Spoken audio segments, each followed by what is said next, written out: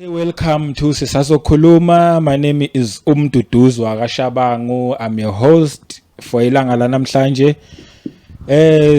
Angihambi ke ngedwa as usual, but before going there ngiqale nje ngokubonga for tuning in, and futhi ngithi you are welcome to comment, you are welcome to subscribe, you are welcome to like lapho kulelo button lelo, and ithi ngibulisa ama guest ethu guys.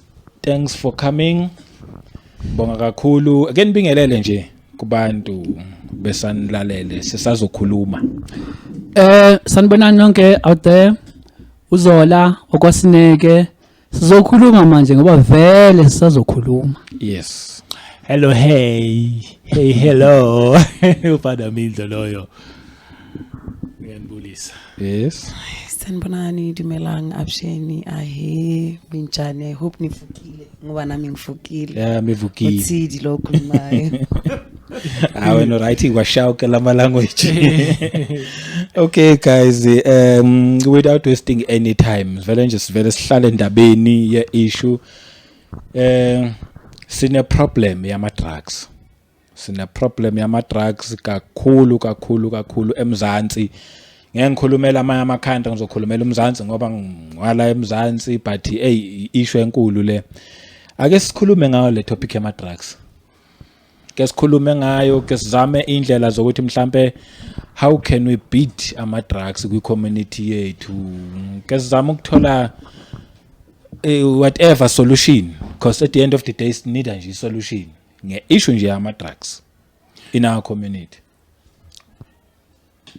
Ya mina ngufada mindlo ngendlela engibheke ngayo. Yazi le ndaba yama drugs, masikhuluma ngama drugs, abantu bacabanga ngabo cocaine, bacabanga ngabo menthrex, bacabanga ngabo nyawo, bacabanga ngabo crystal in most cases, of which vele you ama drugs lawo. But what about cigarette? Because cigarette kunama drugs we cigarette. For the fact ukuthi uba addicted uma ngabe uyibheme long enough for cigarette ugcina so addicted ku. Don't you think ukuthi mhlambe masifuna ukudila kahle ne situation yama drugs bekumele even the cigarette ingadayiswa, ingabi allowed at all? Okay. Yeah. Indaba cigarette ngiyayizwa yes, cigarette sekunormal ukuthi we have people that are smoking in our communities. Ni sniff. Cigarette sifana exactly njengoba usho nesniff. At least zona asizibonanga zenza that much damage. For an example, angaze ngibone umuntu ofuna ukubhema ugwayi breaking into people's houses efuna ukuthola whatever ngayithengisa for ugwayi. Yeah, cause yeah. So that is why now I think it's not considered as one of the drugs. If ever you call it, even I still don't believe what it drug mina. Because I grew up I grew up with my elders smoking, even with my peers bas bema ba good bangabantu ba right manje. Some of them are principals, some of them ba into ezirathi still smoking. But I cannot say that with umuntu ostarte inyawupe bavele baphume out of the way at all, bayeka isikole ba drop out university, they still to survive to bathengele into zabo. So that is why now I want ukuthi mhlambe mina whenever I will be talking ngizabe ngidifferentiate ugwayi nento ehlangene nama drugs, of which is mina I don't believe ukuthi ugwayi sine problem now as much as we do ngenyawupe, your cocaine and your all kinds of drugs, of which is very important to identify siwazi lama kinds of drugs so that we can be able to fight now. Yeah. I think eqala mobile, eqala ko cigarette before isa go the drugs. You understand? Because once you start uqala usuba oba addicted to tubeng. You understand? Yeah. Now you, because cigarette asisa uthosa stress or asisagisa kulela zinga lela olufunayo, then you want something stronger. Okay. Izokuthatha igise la kumele igise khona. Yeah, angithi sisafuna the foundation. We are graduate from there. I think iqala lapho. Okay. Yeah. That's the foundation of it all. Akekho angathi kodwa akekho ngoba phela ngazi kanje umuntu ovela ajumpele kwinyawophe or ajumpele kulama drugs okuthiwa crystal. Qala lapho gwayini.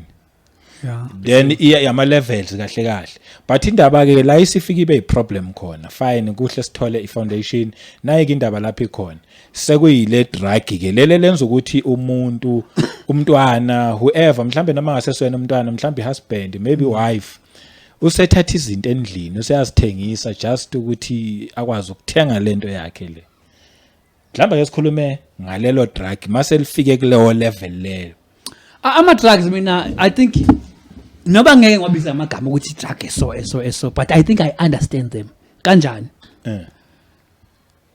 ngibheke izinto ezenziwa umuntu ukuthi lo muntu under influence ama drugs lo for an example most cases under GBV you can see ukuthi labantu laba under influence yama drugs because what the into azenza zikhona mali man ziyabonakalisa ukuthi kunokugulanyana emqondweni okuthile kwenziwa ukuba intoxicated with some stuff I don't know if it's drugs or alcohol or whatever for an example mina I would put alcohol much closer to drugs because ngibheke into umuntu ayenzayo after edle whatever that it is kahle some communities we don't care about umuntu taking their cigarettes but into esidla kakhulu ukuthi singene manje izinto abazenzayo befuna lento or after bedle lento ibehavior yabo yibonisayo ukuthi lento i right for ukudliwa or ayikho right for ukudliwa is the behavior because abantu ama drugs bayatshontsha baya abagesi baya la endleleni benza whatever that benzayo baya abuse babulala abantu besifazane benza whatever bayenzayo after taking these drugs after taking whatever that is it is so I'm not aware of a case whereby uthiwa umuntu ubhema ugwayi and that is why enza whatever enzayo ebhethe job. Ask this way, is our government doing enough ukulwa nama drugs? No, they're actually not doing anything to fight some drugs, not even smallanyana thing. Mina ngiyibona into bayenza instead ngibona nje ba allow abantu from wherever bawafake inside our country. That's what I'm saying. Mina what I can say government ina programs ukufight against drug abuse. For an example kunama rehabilitation centers. The problem whatever government big out there in place it's not properly used. It's being abused in a way because all the abantu engibaziyo community yama babuya ke rehab babuya be worse than before. I don't know what is happening in those chaza ukuthi ugovernment unawo onke lama institutions but akuna right people in those institutions because yini yena ayenzayo. That's what I'm asking as well. Ama institutions akhona is government do follow kulawo ma institutions. Thank you. That's what I'm getting at. Have you seen a government member when a community nohlala kuyo iza nje just to check kuphela aze nje just ukwenza nje ukuhlanganisa community bayenze maybe some sort of event, you understand, ukukhulunywe ngama drugs baze ni form of ukuthi bahlanganise community ukuthi balwisa jwang the drugs or ditswe completely. Have you seen that? No. Thank you. Na khona futhi another thing engathi problem kakhulu yileyo ukuthi uma ngabe kuzoza someone for a department ethile ezobheka ukuthi yonke into ihamba kahle aqala report eqala ukuthi ngiyeza Tuesday obviously mawufika Tuesday uthola sesilungise yonke into seyiclean mawubuyisele report no ngithole yonke into right lapha why bangavela uma kuthiwa ke if ever bayafika noma ngabe yipi department but angikhuluma ngama issue ethila kuma drugs why nje umuntu ungathiwa nje uyafika nje unexpected ezokwazi ukuthola yonke into njengoba injalo into phela enza ukuthi la konke lama institutions angafunctioni kahle akuqhashwa noba ubani whoever is hiring from government ba hire abo cousin abomzala. So how do you now umhlale la ngasemva umzala uthi mzala umnyenyebele mazomchecka obvious you let them know ukuthi lungisa ngiyeza from office ngithunyiwe which ichaza ukuthi yonke lento lena intenza ukuthi ama government institutions angasebenzi kahle. This corruption thing. Then nepotism. Our government is not doing enough.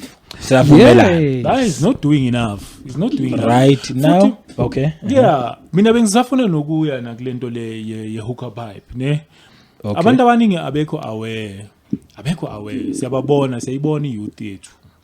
Actually corner to corner, strat nabechilile kungama weekends beyiphuzela into zabo ikhona leso hookah pipe. ezinye zezinto ezibhenywayo lapha abanye abantu abekho aware ukuthi akusesiyo liyagwaya abawufakayo akusiyi flavor kuphela sometimes banokufaka nezolo insango nyana kungapheleli lapho bafake nezinye zezinto in some instances ngeke ngathola ukuthi abanye bafaka even ama drugs afana nabo crystal nabo nyawupe all these sorts of drugs uyawathola kule hookah pipe so ingakho mina ngibona ukuthi igovernment yethu kube zonke lezi zinto ebingayiphelisa so that mhlambe abantwana bethu bengezi kuba subjected to ama drugs but negama liyasho hookah pipe bafuna ukuhookah vele okay but no angikuphikisi ne not that I'm against what you're saying but iCrystal angeke uyifake ku hookah pipe ibhenywa ngenye indlela very weird. You understand? You need to light it. Angazi there's this glass bafaka phakathi lapho. Khona into enzwayo lapha ekukuthi ngeke uzufake phakathi elentuzana inking go hookah pipe. Yes, but izolo yes they do and banamagama igama yaleyo inking le nezolo. Enezolo bayibizani? What's this? Angazi cash or kosh or yin marine gama separate. Le was ukuthi akusi flavor kuphela. And then kona le flavor kuphela again bese uyazibuza ukuthi umuntu onormal angabhemi lahle na no yazi uqinisile uthini kwakhona lelo lahle lenziwe ngani lelo lahle kahle vele akusama drugs lana lelo lahle la khona kunendlela vele lama drugs abhenywa ngayo namntu kunendlela inyawo ebhenywa ngayo noma ngazi ibhenywa kanjani but ayinokunendlela yakhona kunendlela ebhenywa ngayo iCrystal but mina ngikhuluma into engizwe ngomuntu oyibhemayo iCrystal uthi uma ngabe befuna ukuthola abantu kubazuza le ntwana ezincane bayayenza leyo nto le just ukuthi because they know very well these guys are sebe established kuma drugs ukuthi masiyenzile leyo nto le bazo gaina more yabantu ababhemayo so that bazokwazi nabo be support yabona and kunendlela ngendlela zokuhakha kune syndicate indlela yokuthi bathole more people into the system of ukubhema drugs and le ndlela leyo uma umuntu ongabhemi vele kuizi ukuthi bakuhuke. For an example, even in hookah pipe, I think they play a major role. Ukuthi bafake something wazini mafika bedonsa lapha wazini ukuthi bafake in lapha uzophema today then kusasa so ufisa le anto le so khala le anto le so that's so addicted. Yo bazali, I hope niyezwa. In some instances there are even cases whereby ukuthi it was on news, I don't know which school, there's a school whereby they bought ama cake kanti amakhekhe na something drug ngaphakathi ama-muffin. Yes, abantwana balimaza lo muffin lawo abanye they even went to drugs abanye abantwana because ama-muffin banama system amakhekhe ama-muffin everything nje bayakwazi ukuthi bafake ama drugs oba ngaphakathi ko even i-drink kwesinye isikolo bafake i-drink phakathi kwe-drink bafake i-drug maqeda ukuphuza and into zoba fast mangayiphuza kayi-1 ngenile so ukekile now another question ke okay government akenze lutho siyathola ukuthi afika kanjani ama drugs kumphakathi esiphila nawo thina ke emphakathi community are we doing enough to fight against drugs because gcineni mele swalusi silwile nawo khona wona is community doing enough yazi to be honest siyazama siyafuna ukwenza enough but to be honest sinokusaba sometimes ne because when ungaba whistleblower mhlawumbe utshela amaphoyisa ukuthi yazi usibani dayisa ama drugs community yethu ne uthole wena sewukhombeka ngelinye ilanga kuthiwa wena mawuqhubeka nokuphapha uzoyifela lento oyiphaphelayo uyangithola leyo nto le so it shows ukuthi even amaphoyisa asebenzisana nama drug dealers because nama ngabe u reporter uyithola manje wena sewi target so nathi siyasaba manje because we don't know who to trust yabona nathi sayithanda impilo zethu yabo asifuna ukuyiluza over lawo situations ama communities are divided so there's no way we can do enough if Africa united kanjani these people on drugs by divide the community among the community members are benefited through the system of selling drugs. There was an incident whereby a guy or a drug lord or things like these things and whatever it is. Yeah. A community would go to him, and support him. That's supporting him in a way because they know exactly what they saw. So the community is totally indebted because if ever they get rid of him, Yo. But create a sort of dependency within the communities, especially if Bantola united, of which is most of our communities, it's in South Africa, are still united. Yeah, ne. So by sebenza leyo whole le ukuthi let's divide them ngemali abanye ba benefit abanye banga benefit. That's why kunzima ukureporta nasemaphoyiseni. You report emaphoyiseni, amaphoyisa vela ne paycheck lapha yabayahola. Ngala njengoba usho umphakathi khona aba benefitayo through laba bantu laba yakunemali abayitholayo or whatever package abayitholayo. Yeah, uyabona abantwana bethu nebafethu mina angicabanga ukuthi kuyichoice yabo. It's not their choice. Omunye umuntu uzothi hayi choice yakho utabhema inyawo ube. Ungazongitshela ngosibanibani ichoice yakho uthadle iCrystal nani. Abantwana bethu akusiyi choice yabo mfethu. They are subjected to this thing. Ngoba umuntu wakhona uzoqala uphila kwi-environment, kwi-community yabantwana abadla ama-drugs at the age of 12 years. Uzothi umntwana uthatha ukwazeni ukwenza i-choice ena 12 years. So nayo ingakho ngithi no man inkinga lento. Uyazi why ngizosho kanjalo ngibonile mina abantwana bethu abanye babo ba subjected to ama-drugs kanjani na. Yeah. Ngingaba i-photographer ngishuthi ithombe so nga-invite omunye umzali inqosi yakhe yentombazane eyenza ugrade 10 ngaleso sikhathi leso yayigraduate again my school kuyagraduate so angayishaya ngabashuthi ithombe nawo ngayishutha nje lengane bismart futhi ngathi ayiphume futhi la ku top 5 yayiphase kahle nje ya ku grade 11 yabona so siya excited nabo bangibhadala kahle ithombe zami zizinhle uyazi uyabona so few years down the line ngihlangana nayo lencosi hayi man mangithi ngebhe ngiyayifanisa but angikho sure man ngithi hayi man lo mntwana lo akusiyo le top student yakulesa sikole mosi hayi man uye lo mntwana lo mara sengiyamfanisa ngisekho sure ungcole ngikhuluma ngomntana wentombazane ayikho into ebhlungu njengokubona umntana wentombazane engasakhizi ubona umntwana angazi wagcine namanzi yabo useze waluza ne weight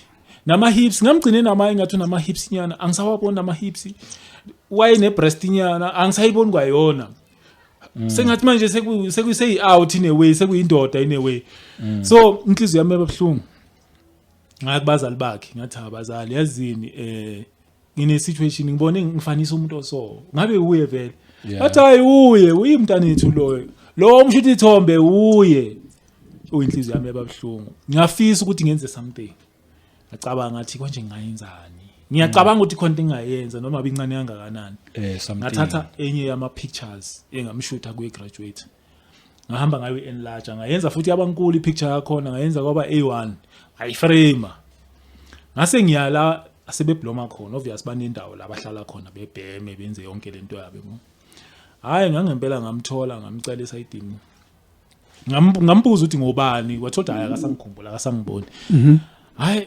akhesha ke avume kuze sayidini ngikhulume naye bese mina ngiyamkhumbuza ukuthi ngobani bese ngikhipha le picture le la igraduate khona imbonise yona umntana abantu azangakhali kanje wakhala in such an extent ukuthi nami ngafisa ukuthi ngayisola ukuthi bengenzani bengiyapi la ngabona khona ukuthi hayi mali la bantu kahle kahle akusiyi choice yakho ukubhema lento akusiyi choice yabo labantwana yabona wakwenza lapho is something big because wamkhumbuza ukuthi ubani wamkhumbuza ukuthi uqhamuka kuphi kahle kahle nempilo then again esimweni esifana lezo ngoba ukhuluma ngegraduate akusindaba mhlambe yokuleka ama job opportunities peer pressure maybe emilidele lapho ngoba phela bese graduate lo muntu bese kusele mhlambe ukuthi kumele athole umsebenzi asebenze hayi wes nomntu lama high schools yazenzani wedi la sine uma ngabe uswa from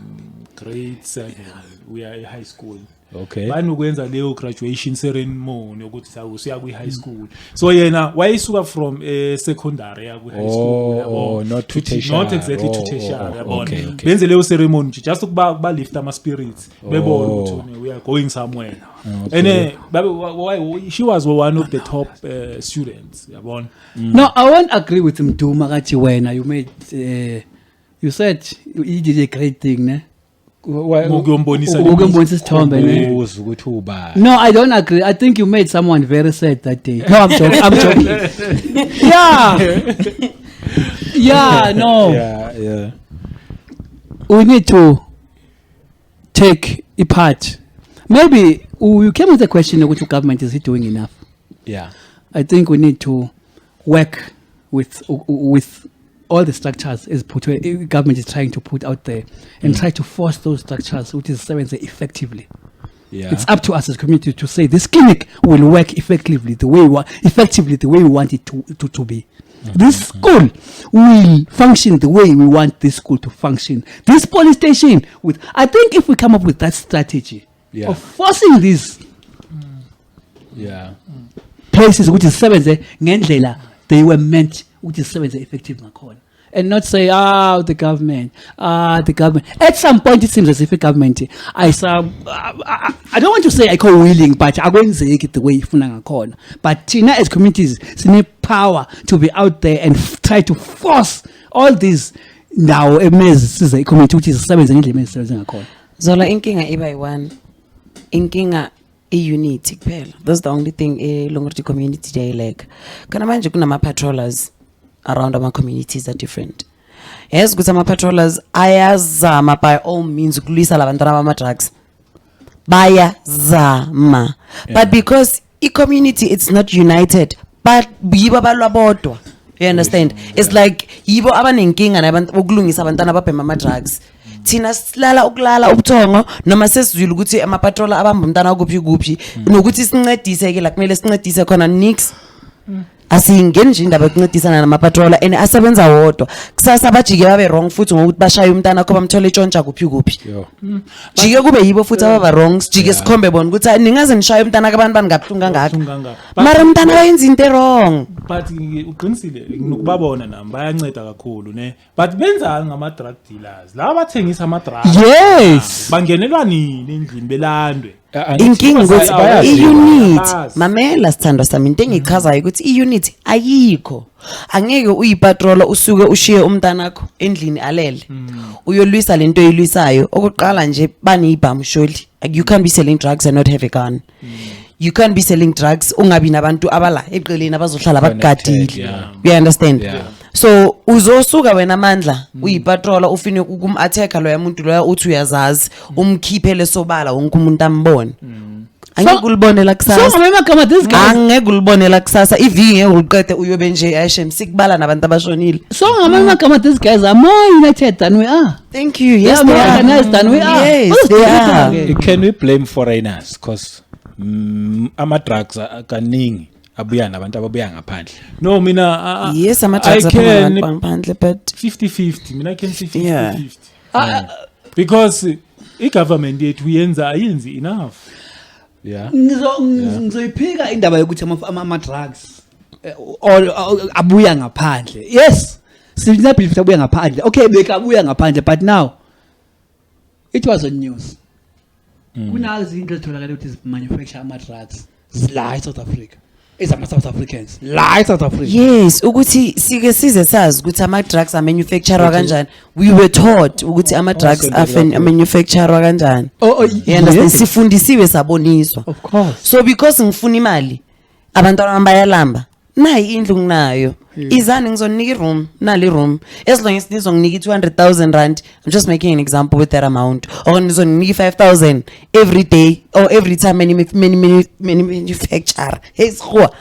Yeah, many yenza yona lento eniyenza uzonikwa abantu 5,000 rand. Bona uzokusukela nje akunika 5,000 uhlele lokutshini. Unabantwana ekumele ubawonde. Kalabo babalekile babantwana. So kusho ukuthi ke ngamagama at some point thina njengama-citizens we are on payroll of these drugs. Yes, we are. Drug dealers. Yes, we are. And then it's a problem again. So i-solution izoba khona na? That's the question. Yeah, because we need a solution. Izoba khona i-solution na? Kuyithi futhi thina esilokhu si-entertain le situation yama-drugs. Kuyithi futhi esithathe labantu laba nama-drugs abo sabafaka endlini zethu. Yeah. Sabafaka futhi ku-community. Izoba khona i-solution na? And if ikona senza kanjani?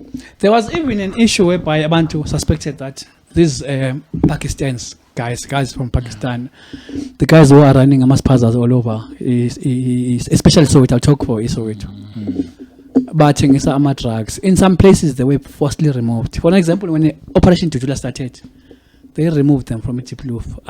If not Itiploof as a whole, more than half of Itiploof, they operate on ama locals manje. In Pakistan malphuma bebeka mission yokukhipha ama Pakistans kungena South African. Makuphuma Pakistan bafaka South African. One of their issues wabenazo against this Pakistan it's got nothing to do with xenophobia, because whenever a South African guy akhuluma a bad thing that is being enziwa ngabantu bangaphandle, people will pull out a xenophobic card. Of which is sometimes is not all about xenophobia or something. Then I think putting at the word xenophobia is xenophobic or xenophobia. It's a defensive mechanism, manje, which you are not allowed to talk against the foreigners because you will be shown this card, xenophobia. I think it's more of a defensive term now. But now, if ever it was the case with Pakistan smuggling Shama drugs, we'll have no force. We have no option but to forcibly remove them, as Operation Tutula did. And one of the issues this Operation Tutula is in Zayo, unfortunately now, this is my view, guys. Yeah. This is my view. That the one that I'm going to say now. Okay. I am so happy that I never thought one day there will be a group of people that abaformishayo, babe united and fight for the real issues as South Africans. I think if there's one group that does that effectively, it's Operation Tutula. I support it because now I think Operation Tutula, whatever is fighting for, but the drug issue is inside there amongst his Kalozabo, which is if ever we're going to keep a half of his parts of Pakistan, deep South Africans, because but my suspicions with these Pakistans but things are in drugs. That is why give Tutula drugs, because it's one of the things that I fight a I think nalapho ne point ngoba since sikhuluma ngokuthi how can we do vele ukulwa nama drugs sengenza kanjani, iDudula is doing that, of which into vele esikhala ngayo futhi kubuye amaberete asingibheka icele buyisa kubuye namabarete buyisa because bekunamaberete istrata beziclean besiphila kamnandi. The only bekungena siphithiphithi labantwana abasitshontshelaayo besingalwi nabantwana bekungena siphithiphithi at all. isikhalo ababuye amaberete bheka icele. No, the only problem now you drive me to a point whereby I'll have to uthi ni the two compare the two iDudula namabarete. iDudula is not being remote controlled by someone with the agenda yakhe, whereas we have all seen amabarete with amabarete were there for a certain agenda and they were controlled by someone. They were remote controlled by someone. There were people who were not allowed to be searched and whatever. Well, director ukuthi yenzani ukuthi ningenza ukuthi yenzani ukuthi lo muntu wa director naye unama agendas wakhe. But they go wherever abana ma limits. Zola, but now we not kule situation yokuthi sibheke ukuthi iyabaya control abeba controller or not. Last means ukuthi besibe basiza ngani. You understand? At least ibona mina ngathini ngathi kungcono kuno government. Sesikhuluma government because it's doing nothing at all. At least amabarete even if nawe be corrupt njengobusho somewhere somehow, but umsebenzi bobonakala. No, true. If we are one ukuthi yes, guys, that the drug problem is bigger than we think. There are bigger people kuma drugs. Sesivala nje qhubeka. It's bigger. Akusinto like us kuphela. Labantu ba like us babhekwa ngabantu ebongathi bevela one day sibe amazed nathi. So that is why maguna my units athile to fight drugs baya control ukuthi ningayi lapha yani lapha, because sometimes kunama bosses behind are involved in this drug scam. Asiphikisi lokho, but all I'm trying to show you ukuthi not everyone kumaberete will be controlled. Bakhona labo a 2% ezothi mayale kuthiwa la kungasetshwa, they'll be questioning that. Kuthi lapha why kungayiwa lapha? Yeah. Yini ekumele ifihlwe lapha? Yeah. You understand? As And much- ubheke in most cases laba bayenza kanjalo yilaba abahlala babulawa njalo. Bathi kushona iphoyisa la kuphi. As much as the city government akasebenzi, surely few i-committed yasebenza. Kuyo government ukuthi icindezelwa yilaba abaningi who are doing nothing. But ke nje sesivala nje. Ngiqale ngaphi ngakuwe Zola, what can we do? Your last words. Singayilwa kanjani? Sahlangana si community sense yini nje like your own thoughts ukuthi silwe nama drugs. Let's identify abantu abathenga some drugs within our communities. Let's be united. The first thing that we need is we just be united. My communities. Once we be united, we will not be afraid to talk because we know these people. They are in our neighborhoods, but we can't talk. We can't whistleblow because siyasaba. In terms of sabi one, we know very much which is united. Yeah. If us be united, then we won't be afraid. Then these people will be exposed. And then let's start rejecting labantu aba zalinto zama drugs kuma communities wethu. Sure. Ukuthi you are not I said the show ukuthi ama drugs are not accepted in our communities. Ya nami ngufada mindlo sengivala ngizothi bafethu asithandeni izwe lethu. iSouth Africa izwe lethu. Asilithandeni. Singama South Africans. Singama Africans. Asililweleni. Asifayitheni. Uma kumele sife, asifeni. Uma kumele sifane noChrisal nesife njengoChrisal. Steve Biko balwela into ekhona. Asilweleni leyo nto lesi. Yile Akafuna ukufa. Let's defeat this Ngikona kufa mina lapha Paramil. Okay, yeah, ipoint la lapho. Paramil mina I can't die. Uthi Ukulwa ngalo but I can't die. Ngikona ukushona. yeah. Yeah, in closing nje ngicela mina igovernment, honestly igovernment ayizame ukuqinisa umthetho. We understand. Indaba zama borders kube nemithetho different man. Bake baqinise lapha kungabi iborder because of border. Yeah. Because ama borders ethu sekwa borders nje. Yeah. Yeah, nami I appreciate every movement out there elwisa ama drugs ngendlela ewumthetho of course. Yeah. But any movement elwisa ama drugs ngiyayisupporta ngoba we can't sit back and do nothing. Sithi nje hawu sehlulekile vele ayikho into esingayenza. Ngalawo mazwi ke ngiyabonga ngibonge kakhulu uma guest ethu. Thank you guys ukuthi nifike. Yes. Sike sithi kuyikhuluma le ndaba ngiphinde ngithi futhi ke ngiyumduduzi ngwakashabangu sengihlehlela ngemumva njengenqama yabona sawuthatha amandla. Sabuya. Cheers.